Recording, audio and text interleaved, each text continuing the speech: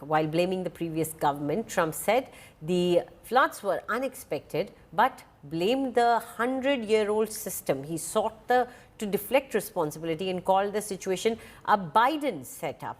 This comes despite Trump being in office for only about 6 months. If you look at that what a situation that all is, and that was really the Biden setup. That was not. This point. In 2021, Kerr County was sent over $10 million in federal funds that they could have allocated towards upgrading the flood warning system. At first, they didn't want to accept it because they didn't trust the Biden admin. But did they return these funds?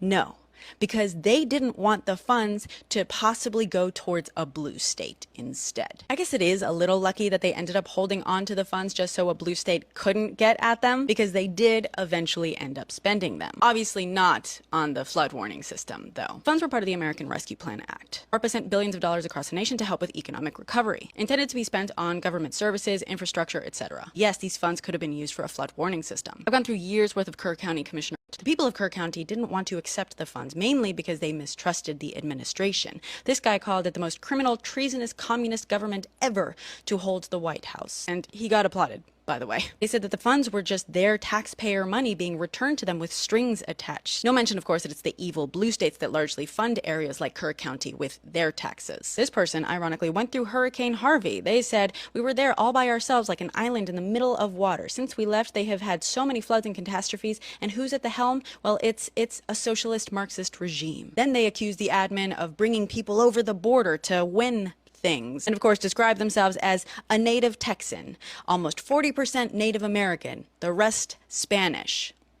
FEMA. 11th year is 2025. I found that video on Instagram, so I had to verify. Was this correct? Did Kerr County, where there's over 250 people are possibly dead, they're still missing close to 200 people, 160 or 170 people are missing. They have 125 people dead already.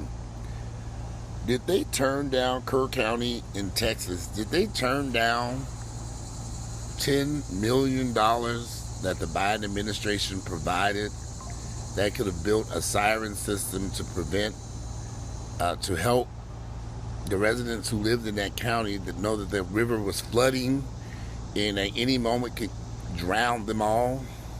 Did they really turn down $10 million like that woman says in that video? Oh yeah, they did. I found the article. The article is actually dated July 10, 2025.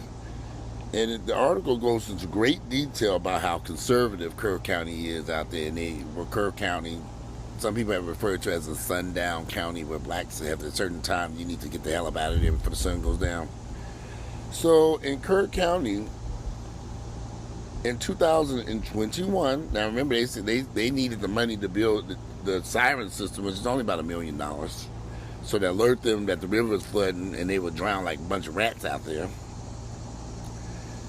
In 2021,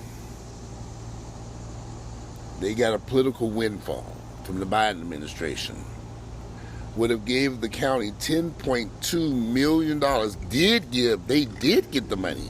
The county received $10.10 million from the American Rescue Plan, which Congress passed the same year to support local governments impacted by the pandemic. So they got $10 million. And you would all like to know what the motherfuckers decided to do with the $10 million? Kerr County did not opt for the ARPA to fund flood warning projects, despite commissioners discussing projects nearly 24 times. 24 times they needed this money. They needed money to help build a siren system to alert people that the river was flooding. They kept trying to get the money in various ways. President Biden, a Democrat, sent them $10 million. They didn't want that though. Would it be a bad idea? Bill with bipartisan support in both the House and the Senate. We have long sort of thought here at the chamber that an investment in our country's infrastructure was overdue. The bill aiming to provide millions to improving roads, bridges, broadband internet, public transportation, and more to folks across the country and when President Biden signs the $1.2 trillion infrastructure bill into law, voters from every state will benefit. That's only because 19 Republican senators and 13 Republican representatives took a stand and crossed the aisle to pass this legislation.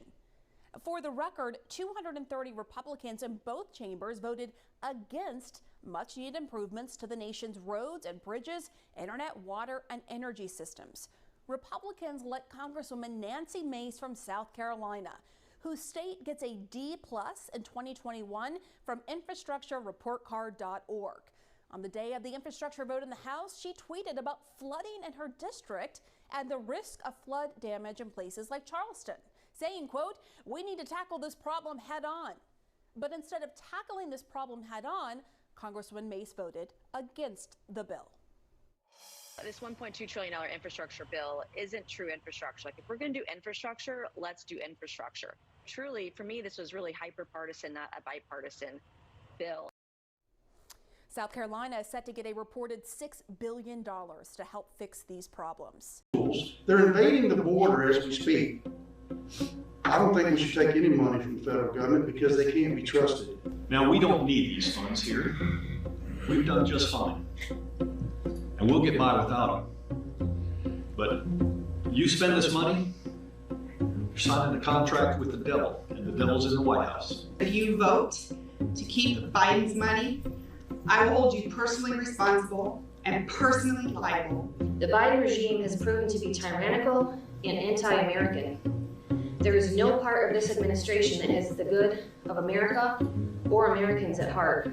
We want no part in anything coming down from the federal government. This is Texas, and Texans can take care of Texas. And I don't believe we should take the money. We should not have it. I don't trust our federal government. I don't think that they're truthful with us.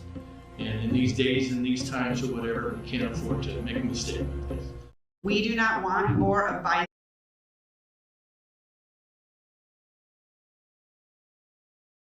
I saw that.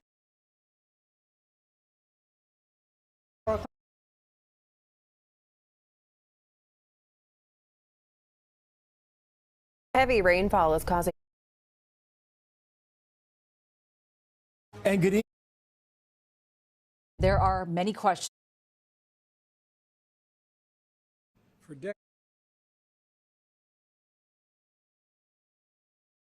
This is crazy. I know we're not Kirk County. I know we're not Kerr. This is crazy. I know we're not Kirk County. I know we're not Kerrville. I know we're not San Angelo or San Antonio. But hell, we're human beings. Help us. Give us what we need. We are a older community. A lot of our people don't have insurance. They don't have money. Kind of a forgotten community for Travis County. We're unincorporated. We are their unwanted stepchildren out here, unfortunately. We had no warning. Nobody notified us. 2:30 in the morning, people that could get out came to this parking lot. Nobody was here. No firefighters, no police, nobody.